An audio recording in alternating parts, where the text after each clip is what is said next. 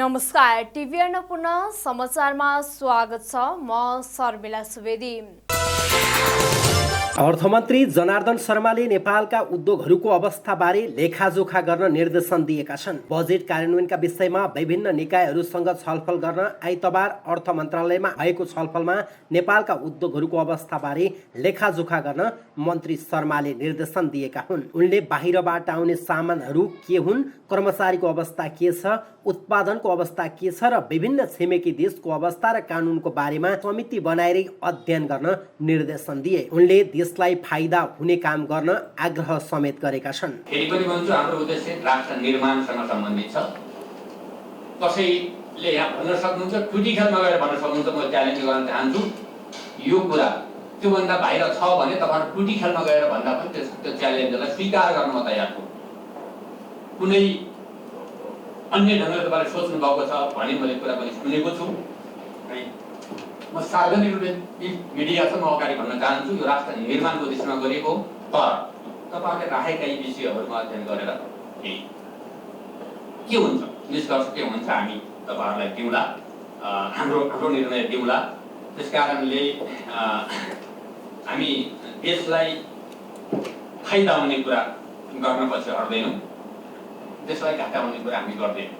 कार्यक्रममा विभिन्न उद्योग सञ्चालकहरूले आफूलाई लागेका कुराहरू राख्न मन्त्रालयमा उपस्थित भएको प्रतिक्रिया दिएका थिए। व्यवसायीहरूले स्पन्ज आइरन र ब्लेडबारे नकारात्मक प्रभाव परिरहेको भन्दै कतिपय तथ्याङ्क गलत भएको उल्लेख गरेका थिए। नम्बर 1 भनेर जसले आज भन्दै आएका छन्, उहाँहरू हुनुहुन्छ, ठुलो नै हुनुहुन्छ, तर ठुलो हुँदाहुँदै अन्य उद्योगहरूलाई चाहिँ मार्ने किसिमको जुन एउटा निर्णय र उहाँको जुन एउटा सोच राख्दाखेरि हामीले बाध्यतावश यहाँसँगको हरेक समयमा ढोकाहरू चाहिँ ढकढकाउनु बाध्य पनि भयो। मलाई लाग्छ यो आजको मिटिङ पश्चात अहिले गरेको निर्णयलाई हामीले एउटा पोजिटिभ साइडबाट हेर्न सक्ने खण्डमा भोलिको दिनहरू उद्यमीहरूलाई उज्जवल हुन्छ भन्ने हामी विश्वास पनि लिन चाहन्छौँ। डिमान्ड एन्ड सप्लाई के हुन्छ, प्राइस कसरी छ, अर्थशास्त्रको हेर्नु पर्यो। अहिले नि हजुरको 10 रुपियाँ सस्तो हुन्छ भन्ने कुरोमा आएको चिज 10 रुपियाँ महँगो झन्डै भइसक्यो। किन भयो? आज हामी बजारमा छैन, सप्लाई एकदम कम छ, डिमान्डले उयो गर्न सकेको छैन। भोलि पनि यो अवस्थामा कुनै पनि अवस्थामा उहाँहरूले भने जस्तै उहाँहरू मात्र हुने हो भने हामी त विस्थापित हुन्छ। किनभने 10 रुपियाँ सस्तो हुन्छ भने उहाँहरूले नि भनिसक्नु भएको छ। हामी 10 रुपियाँ महँगोवालालाई बजारमा जाने बेलामा त उहाँले हामी बजार गयो कि उहाँले घरै किन्नुहुन्छ, हामी छोड्यो कि उहाँले बढाइदिनुहुन्छ। त्यो फिलोसफी 5% लाग्थ्यो, आज पनि 5% लाग्छ प्लेटमा। बढाएको भनेको हिजो चाहिँ डन्डीमा 61 लाग्थ्यो, त्यसलाई 0 गरेर 250 प्लेटमा आएको, 85 पैसा मात्रै बढाएको। 85 पैसा अन्तःशुल्क बढाउँदा त्यो भनेको 80-90 रुपियाँको सामानमा 1% बढाएको मात्रै हो सरकारले। त्यो 1% बढाउँदाखेरि मन्त्रीज्यू उहाँले चाहिँ 8 रुपियाँ किलोले बढ्यो भन्नुभयो। त्यो सरासर गलत र झुटो हो भनेर हामीले विज्ञप्ति निकालिसकेका छौँ। मन्त्री शर्मासँगको भेटमा 24वटा उद्योग बन्द गर्ने र 6वटा उद्योग सञ्चालन गर्ने प्रक्रिया गलत भएको भन्दै व्यवसायीहरूले विभिन्न उद्योगहरूको गुणस्तरको जिम्मा नापतोल विभागले लिएको र हरेक समय कार्य सम्पादन गरिरहेको बताएका हुन्। प्रमुख प्रतिपक्ष नेकपा एमाले सार्वजनिक लेखा समितिको सभापतिमा दाबी गरेको छ। सिंहदरबारमा आइतबार बसेको समिति बैठकमा एमाले सांसद गोकुल बास्कोटाले संसारभरको संसदीय परम्परा र नेपालको आफ्नै अभ्यासले पनि लेखा समितिको सभापति प्रमुख प्रतिपक्ष दलले पाउनुपर्ने बताएका हुन्। चेक एन्ड ब्यालेन्सको लागि पनि सत्ता पक्षले लेखा समितिको सभापति छाड्नुपर्ने उनको भनाइ छ। उनले संसारभर नै लेखा समिति प्रतिपक्षले सम्हालेको अभ्यास रहेको भन्दै एकचोटि मात्रै नेपालमा यो व्यवस्थालाई, यो प्रणालीलाई कमजोर गरिएको छ कि भोटिङ गरेरै सत्ता पक्षले नै त्यो लिएको छ। म अनुरोध गर्न चाहन्छु र सन्देश दिन चाहन्छु अहिलेको सत्ता पक्षलाई कि लोकतन्त्रको सुन्दर पक्षको कदर गरियोस्, पालना गरियोस् भन्ने कुरा, जसको अर्थ कि हाम्रो परम्परागत प्रणाली र मर्यादालाई नभत्काइयोस् भन्ने कुरा चाहन्छु। र सत्ता पक्षलाई व्यवस्थापन गर्न गाह्रो भएको भए यो समितिको सभापतिज्यूलाई सरकारै बनाउँदा ती समावेश गरेदेखि सजिलो हुन्थ्यो भन्ने पनि म र आफू पनि खुसी हुन्थेँ भन्ने कुरा पनि म राख्न चाहन्छु। बैठकमा समिति सभापति भरत शाहले सभापति पद छाड्ने कि नछाड्ने आफ्नो स्वेच्छाको कुरा भएको बताए। शाहले 2056 सालदेखि नै आफू पनि लेखा समितिमा बस्दै आएको भन्दै 20 वर्षको अवधिमा कसैले पनि राजीनामा दिएको आफूलाई थाहा नभएको तर्क गरेका छन्। मूल बास्कोटाजीले भन्नुभएको सम्बन्धमा मेरो के भनाइ छ भने म 2056 सालबाट छु यहाँ र सायद राजीनामा गरेको मलाई थाहा छैन। सुन्दाखेरि विपक्षीबाटै आछन्, राजीनामा गरेको थाहा छैन मलाई। गौर प्रसाद हुनुहुन्थ्यो, त्योभन्दा जनार्दन हुनुहुन्थ्यो, मन्त्री भएपछि मात्रै छोड्नुभयो। त्यहाँबाट रामकृष्ण हुनुहुन्थ्यो, कसैले भएपछि छोडेका छन्। राजीनामा गरेको मलाई थाहा छैन, तर चुन्दाखेरि विपक्षीबाटै आछन् आजसम्मको प्रचलन। र उहाँहरूलाई यो थाहा पनि होला म उपसभामुखको जबकि संविधानमै लेखेको थियो फरक दल फरक लेखेको थियो, त्यही पनि त उहाँहरू मन्त्री भएपछि जानुभयो, मन्त्री भए जानुभयो। तर अब मैले धेरै कुरा केही भन्नु छैन, मित्र हो उहाँले भनिहाल्नुभयो। उहाँको धर्म पनि हो, विपक्षी हुनुहुन्छ पार्लियामेन्ट, उहाँले त्यो कुराहरू भन्नु पनि पर्छ। यसले प्रजातन्त्र सुदृढ पनि हुन्छ। उहाँहरूलाई धन्यवाद पनि दिन चाहन्छु। बैठकमा महालेखा परीक्षकको 58औं वार्षिक प्रतिवेदन 2078 बारे छलफल भएको थियो। महालेखा परीक्षक टङ्कमणि शर्माले 5461 वटा निकायको लेखा परीक्षण सम्पन्न भएको जानकारी दिए। शर्माले सरकारी निकायहरूको बेरोजु 1 खर्ब 4 अर्ब रहेको पनि बताएका छन्। बेरोजु औल्याएको दफाहरू छ 1,04,726 वटा। 1,04,726 वटा इस्युमा अडिटर जेनरलले आफ्नो कमेन्ट अथवा आफ्नो ओपिनियन दिएको छ आर्थिक वर्ष 76-77 को। त्यस अवधिमा प्रतिवेदनको अवधिमा 4104 वटा इस्युहरू मात्र फरछोड भएको छ। यहाँ मुख्य कुरा यहाँनिर हाम्रो अलिकति ध्यान जानुपर्छ। 1,04,726 वटा इस्युहरू आइडेन्टिफाई गरेर सबै मन्त्रालय, सबै निकाय, सबै कार्यालयलाई पठाउँदाखेरि रिपोर्टिङको बेलासम्ममा अथवा मैले राष्ट्रपतिज्यू समक्ष रिपोर्ट पेश गर्ने बेलासम्म 4104ले मात्रै प्रतिक्रिया दिनुभयो। त्यसबाट त्यतिवटा मात्रै फरछोड भएको छ र बाँकी 1,622 वटा इस्युहरू यसमा चाहिँ समावेश गरेर राखिएको छ। 1,622 वटा इस्युहरू यसमा राखिएको छ। सोमध्ये सैद्धान्तिक इस्युहरू 64,046 वटा छ। उनले 1,04,726 वटा दफामा बेरोजु देखिएको जानकारी दिए। समितिले सभापति भरत शाहले लेखा परीक्षणमा देखिएका समस्याहरूलाई हटाउन भूमिका खेल्ने बताएका छन्। नेकपा एकीकृत समाजवादीका अध्यक्ष माधव कुमार नेपालले बदनामी हुने र विवादमा पर्ने कुनै पनि काम नगर्न आफ्नो पार्टीबाट मन्त्री भएकाहरूलाई निर्देशन दिएका छन्। आइतबार पार्टी कार्यालय 3 कुनेमा पार्टीबाट मन्त्री बनेकाहरूलाई बोलाएर अध्यक्ष नेपालले ठूलो जिम्मेवारी राष्ट्र, पार्टी र जनताले सुम्पेको भन्दै बदनामी हुने र विवादमा पर्ने कुनै पनि काम नगर्न निर्देशन दिएका हुन्। विकृति, विसङ्गति, भ्रष्टाचार र अनियमितता भन्ने शब्द पार्टीलाई स्वीकार्य नहुने भन्दै यस कुरामा विशेष ख्याल गर्न पनि उनले निर्देशन दिए। नेपालले पारदर्शी बन्न आचार संहिताको पूर्ण पालना गर्न पनि मन्त्रीहरूलाई निर्देशन दिएका छन्। तपाईँहरूले इमानदारीताका साथ, कर्तव्य निष्ठाका साथ आफ्नो काम सम्पादन गर्नुहुनेछ भन्ने मैले र हामीले आशा गरेका छौँ। त्यसो हुनाले इमानदारीता र कर्तव्य निष्ठाको भावनालाई सर्वोपरि राखेर आफ्नो कार्य सम्पादन गर्ने कुरामा तपाईँहरूको ध्यान म आकर्षित गर्न चाहन्छु। दोस्रो, काम गर्दाखेरि राष्ट्रको हितलाई र जुन संस्थाको जिम्मेवारी तपाईँले सम्हालिरहनु भएको छ त्यो संस्थाको हितलाई, चाहे त्यो मन्त्रालयसँग जोडिएको होस्, चाहे सङ्घ संस्थानहरूसँग जोडिएको होस्, ती संस्थानहरूको हितलाई केन्द्रबिन्दुमा राखेर अनि जनताको हितलाई केन्द्रबिन्दुमा राखेर तपाईँले काम गर्नुहुनेछ।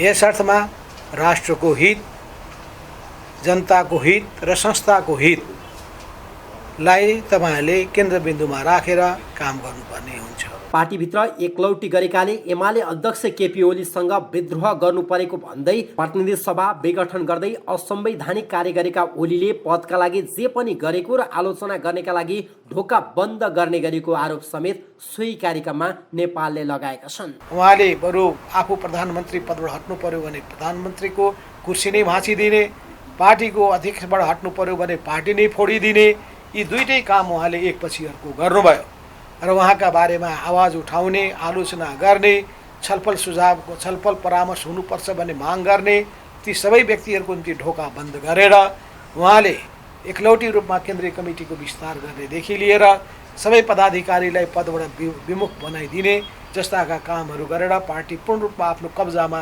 राख्ने स्थिति बनाइसकेपछि त्यसपछि विद्रोहको हामीले झन्डा बुलन्द गर्नु पर्यो। 2077 सालको चैत्र 4 र 5 गते भएको राष्ट्रिय कार्यकर्ता भेलामा त्यो विद्रोहको आवाजहरू घन्किए। नेकपा एकीकृत समाजवादीबाट 4 मन्त्री र 1 राज्य मन्त्री शेरबहादुर देउबा नेतृत्वको सरकारमा सहभागी भएका छन्। दशैंको चौथो दिन आइतबार कुष्माण्डा भगवतीको पूजा अर्चना गरिएको छ। कुष्माण्डा मातालाई शुभकर्म थालनी वा सृष्टिको प्रतीकको रूपमा पूजा गरिन्छ। आफ्नो उदरमा त्रिविध ताप धारण गरी संसारको सृष्टि गर्ने कुष्माण्डा देवीको अभिभार्व भएको ग्रन्थहरूमा उल्लेख गरिएको छ। उष्णता र शीतलतालाई समतुल्याई सिर्जना गर्ने शक्ति कुष्माण्डा देवीमा रहेको बताइएको छ। यी देवी उष्ण रक्त समूह, मानव, चराचुरुङ्गी तथा शीत रक्त समूह, माछा, सर्प लगायतका सारा प्राणीको सृजना शक्ति भएकी माता भनेर शास्त्रहरूमा उल्लेख गरेको पाइन्छ। यी देवीको बदन वर्ण बैजनी छ भने उनी सिंहमा चढेकी छन्। कुष्माण्डा माताले हातमा रक्तपूर्ण 2वटा घडा लिएकी छन्। यी 2 घडा नै सृष्टिका आधार वस्तु भएको बताइएको छ। देवी कुष्माण्डाले ब्रह्माण्डको सृष्टि गरी पृथ्वी रचनाका लागि सूर्य भगवानलाई आफ्नो ताप शक्ति दिएर प्रज्वलित बनाएको र अन्य ग्रहको समेत रचना गरी पुरै सौर्य मण्डल सञ्चालन गरेको देवी भागवत लगायतका ग्रन्थहरूमा उल्लेख छ। कुष्माण्डाको लौकिक अर्थ कुभिन्डो हो। उष्ण हावापानीको प्रकृतिमा हुर्किने तर भित्री गुण शीतप्रद हुने फल कुभिन्डोलाई कुष्माण्डा देवीको प्रतीक मानेर दशैंमा यसको पूजा अर्चना गर्ने चलन छ। शक्तिपीठ तथा देवी मन्दिरहरूमा कुभिन्डाको विधिपूर्वक पूजा गरी बलि समेत चढाउने गरिन्छ। प्रहरीले 1 पाकिस्तानी नागरिकलाई नेपाल बोलाएर अपहरण गर्ने 2 पाकिस्तानी नागरिकलाई पक्राउ गरी सार्वजनिक गरेको छ। महानगरीय प्रहरी परिसर ललितपुरले आइतबार पत्रकार सम्मेलन गर्दै अपहरणमा परेका पाकिस्तानी नागरिक फिजान अहमदलाई नेपाल बोलाएर अपहरण गर्ने 2 पाकिस्तानी जेसन मोहम्मद र ताज रिजवानलाई पक्राउ गरी सार्वजनिक गरेको हो। 2 जना जिसान मोहम्मद र ताज रिजवानले एयरपोर्टबाट धाबाखाल लिएर आयो, रिसिभ गर्यो, एयरपोर्टबाट धाबाखाल ल्यायो। धाबाखेलको त्यो सिभिलमा भएको 417 नम्बरको कोठामा बन्धक बनायो र त्यसका उनीहरूको योजना अनुसार त्यो व्यक्तिलाई ट्र्यापमा पारेर बल प्रयोग गरेर उसको परिवारसँग सम्पर्क गराएर म क्यानाडा पुगिसकेँ। बाँकी रहेको रकम 25,000 जुन एग्रिमेन्ट भएको थियो उनीहरूकोमा, त्यो एग्रिमेन्टको पैसाहरू चाहिँ लिनको लागि कुनै अनलाइन मार्फत त्यो पैसा रिसिभ गर्न लगाउने भन्ने बुझिन आएको छ। र यस सन्दर्भमा प्रहरी जावलाखेलबाट प्रहरी परिचालन भयो र यो व्यक्तिहरूलाई अहिले हामीले उसमा गरेका छैन, अब अपहरण तथा शरीर बन्धक मुद्दामा हामीले म्याद थप गरेर यहाँ अहिले चलाइरहेका छौँ। 15 दिन पहिलो म्याद थप भएको छ। असोज 19 गते ठमेल नर्सिङ चोकबाट पक्राउ परेका 2 जनालाई अपहरण तथा शरीर बन्धक सम्बन्धी मुद्दामा अनुसन्धानका लागि जिल्ला अदालत ललितपुरबाट 15 दिनको म्याद थप भएको प्रहरीले जनाएको छ। त्यस्तै ललितपुर प्रहरीले ललितपुर प्युटार घर भएका राजकुमार भुलुनको हत्यामा संलग्न 4 जनालाई पक्राउ गरेको छ। पक्राउ पर्नेमा मृतककी श्रीमती रजिना भोलुन, साडु भाइ ज्ञान कुमार सिन्ताङ, साली सुनिता सिन्तान र मनोज मगर भन्ने मनोज सार्की रहेको परिसर प्रमुख एसएसपी वज्राचार्यले बताएका छन्।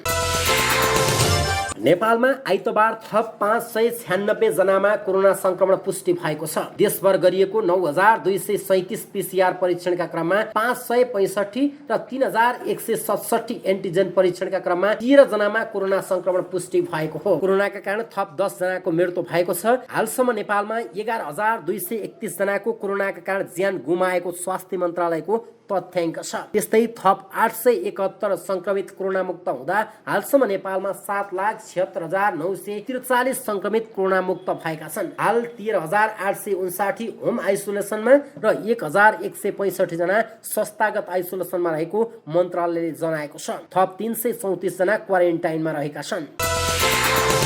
रुसको टाटार स्थानमा आइतबार एल-410 विमान दुर्घटना भएको छ। दुर्घटनामा परि 16 व्यक्तिको मृत्यु हुनुका साथै अन्य 7 घाइते भएका छन्। रुसका स्थानीय सञ्चार माध्यमले दिएको जानकारी अनुसार उक्त विमानमा पारासुट जम्पर सवार थिए। घाइतेहरूलाई उपचारार्थ अस्पताल भर्ना गरिएको छ। आपतकालीन मन्त्रालयले सार्वजनिक गरेको तस्बिरमा विमानको अगाडिको भाग दुर्घटनामा जमिनमा गाडिएको र आधा भागमा विमान भाँचिएको देख्न सकिन्छ। पछिल्ला केही वर्षमा रुसमा हवाई सुरक्षाको मापदण्ड सुधार गरिएको छ, तर दुर्घटना हुने क्रम भने रोकिएको छैन। त्यस्तै रुसमा प्राविधिक समस्याका कारण आपतकालीन अवतरण गराएका घटना पनि प्रशस्तै छन्। टिभी अन्नपूर्ण समाचार अहिलेलाई यति नै। टिभी अन्नपूर्ण तपाईँले हाम्रो वेब पेज tvannapurna.com सँगै फेसबुक, ट्विटर, युट्युब तथा मोबाइलमा टिभी अन्नपूर्ण एप्स अनि विन्डोज मार्फत आफ्नो टेलिभिजन सेटमा समेत हेर्न सक्नुहुनेछ। पल पलको अपडेटका लागि तपाईँ नेपालकै पहिलो अनलाइन टेलिभिजन टिभी अन्नपूर्ण हेर्दै गर्नुहोला। नमस्कार।